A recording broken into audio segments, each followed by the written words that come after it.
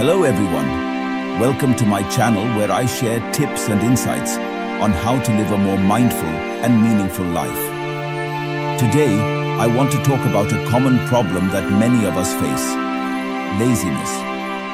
Laziness is the tendency to avoid doing what we know is good for us, such as meditating, exercising, studying, or working on our goals. Laziness can make us feel stuck, unhappy, and unfulfilled.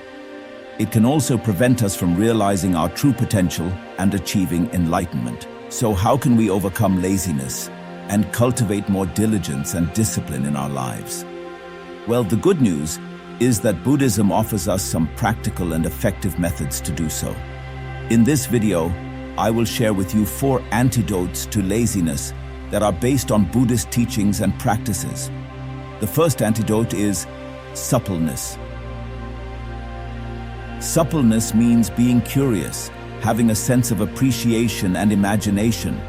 It means looking at our life and our practice with a fresh and open mind, as if we are seeing them for the first time. When we are supple, we can find joy and interest in whatever we do, and we can avoid getting bored or complacent. Suppleness also helps us to be flexible and adaptable to changing circumstances and challenges. One way to develop suppleness is to practice mindfulness. Mindfulness is the awareness of the present moment, without judgment or distraction.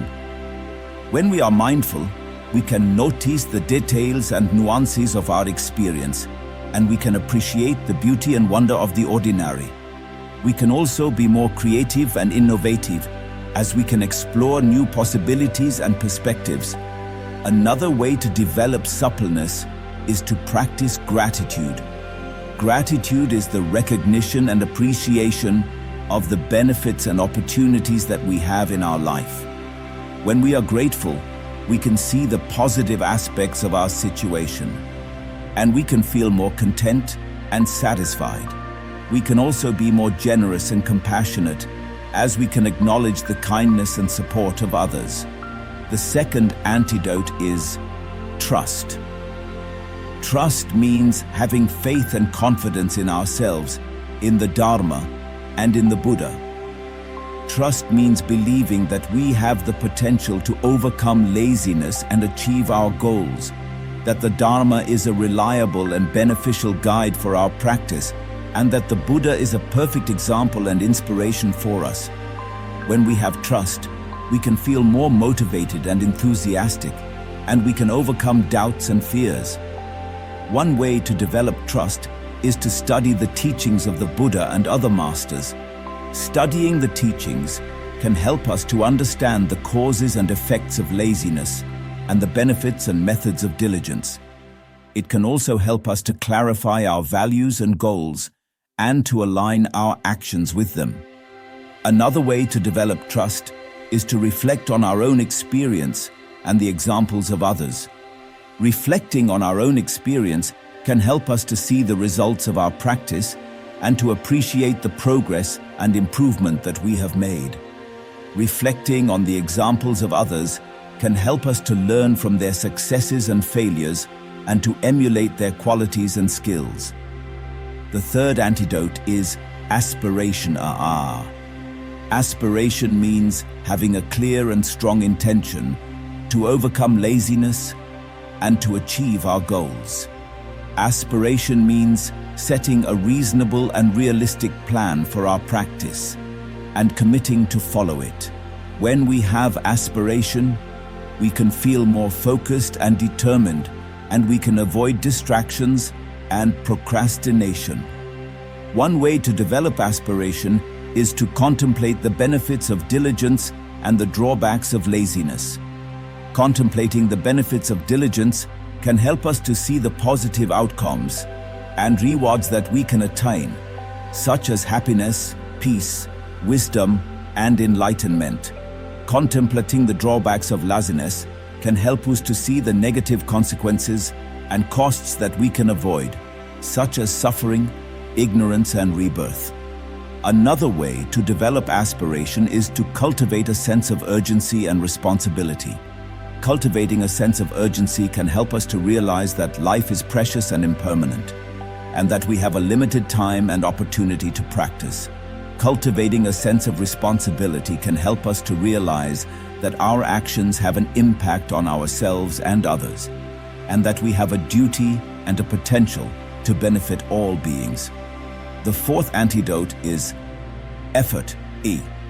Effort means putting our aspiration into action and doing what we need to do to overcome laziness and to achieve our goals. Effort means being diligent and consistent in our practice and applying the teachings and methods that we have learned. When we have effort, we can feel more energetic and productive, and we can overcome obstacles and challenges. One way to develop effort is to practice in a balanced and moderate way. Practicing in a balanced way means finding the right amount and intensity of practice that suits our capacity and condition. Practicing in a moderate way means avoiding the extremes of too much or too little practice, which can lead to exhaustion or complacency. Another way to develop effort is to practice with joy and perseverance. Practicing with joy means taking delight and pleasure in our practice and enjoying the process and the results. Practicing with perseverance means being patient and resilient in our practice and not giving up or getting discouraged. So these are the 4 antidotes to laziness that I wanted to share with you today: suppleness, trust, aspiration, and effort. By applying these antidotes, we can overcome laziness and cultivate more diligence and discipline in our lives. We can also make our practice more meaningful and fruitful, and we can move closer to our ultimate goal of enlightenment. I also want to remind you that overcoming laziness is not something that happens overnight. It requires constant practice and awareness, and it may involve some trial and error. So don't be too hard on yourself if you encounter some difficulties or setbacks. Just keep trying and learning, and you will eventually succeed. I hope you found this video helpful and inspiring. If you did, please give it a thumbs up and subscribe to my channel for more videos like this. Also, feel free to leave a comment below and share your thoughts and experiences on overcoming laziness. Thank you for watching, and I'll see you in the next video. Namaste.